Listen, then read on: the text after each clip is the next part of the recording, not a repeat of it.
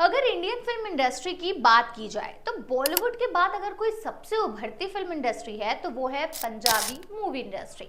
बहुत तेजी से पंजाबी स्टार्स का जलवा पूरे देश में क्या पूरी दुनिया में छा रहा है। पंजाबी सिंगर्स ने तो समझ लीजिए कि पूरी म्यूजिक इंडस्ट्री ही कैप्चर कर रही। शादी हो या बारात, कार हो या लाउंज, हर तरफ सिर्फ पंजाबी गानों का ही बोलबाला है। इन दिनों ज्यादातर लोग पंजाबी गानों पर ही वाइब करते हुए देखे जाते हैं। वैसे मौजूदा वक्त में अगर कोई पंजाबी सिंगर सबसे ज्यादा ट्रेंड में है तो वो है one and only Diljit Dosanjh. क्या कहने हैं इस सिंगर के, पूरी दुनिया आजकल इन्हीं के गानों की दीवानी है। दिलजीत पिछले 1.5 महीनों से दिल निमिनाटी इंडिया टूर पर है। दिल्ली, हैदराबाद, अहमदाबाद, लखनऊ, पुणे, कोलकाता, बेंगलुरु, इंदौर और चंडीगढ़ में दिलजीत दोसांझ अपने दिल निमिनाटी इंडिया टूर के तहत अपनी परफॉर्मेंस दे चुके हैं। अब 29 दिसंबर 2024 को गुवाहाटी में अपने कॉन्सर्ट के बाद दिलजीत का ये टूर खत्म हो जाएगा। अपने इसी टूर को लेकर दिलजीत काफी ट्रेंड में बने हुए हैं।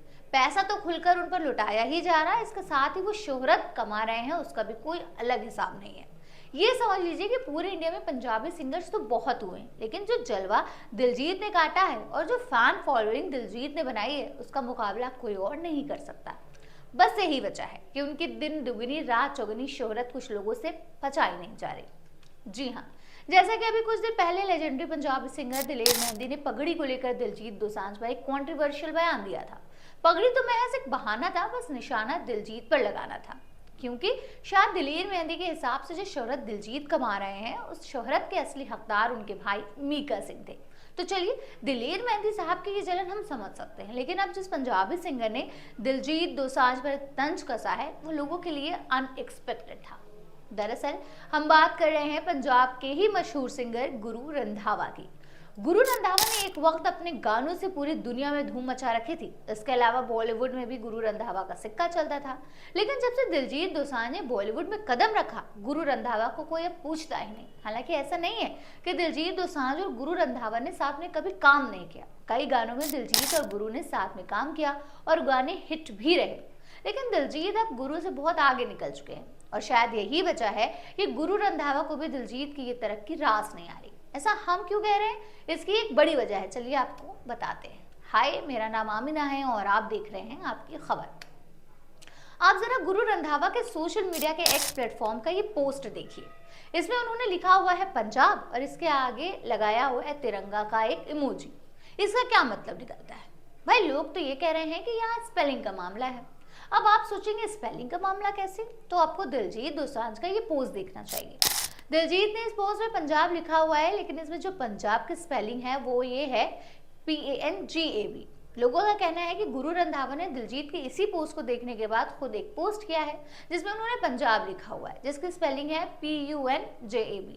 मतलब समझे आप, यहाँ यू और ए का डिफरेंस है। लेकिन क्या वाकई आपको लगता है कि सिर्फ एक स्पेलिंग को लेकर गुरु रंधावा का ये पोस्ट आया है?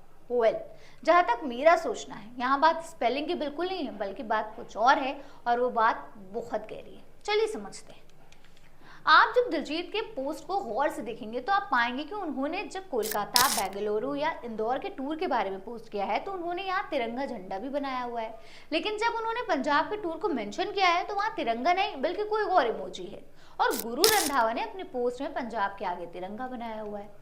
तो जहां तक मेरा मानना है, उस लिहाज से गुरु रंधावा दिलजीत को ये एहसास कराना चाह रहे हैं कि कोलकाता, बेंगलुरु और इंदौर की तरह ही पंजाब भी हमारे इंडिया का ही एक हिस्सा है। वैसे यहाँ कई सारे और भी सवाल उठते हैं।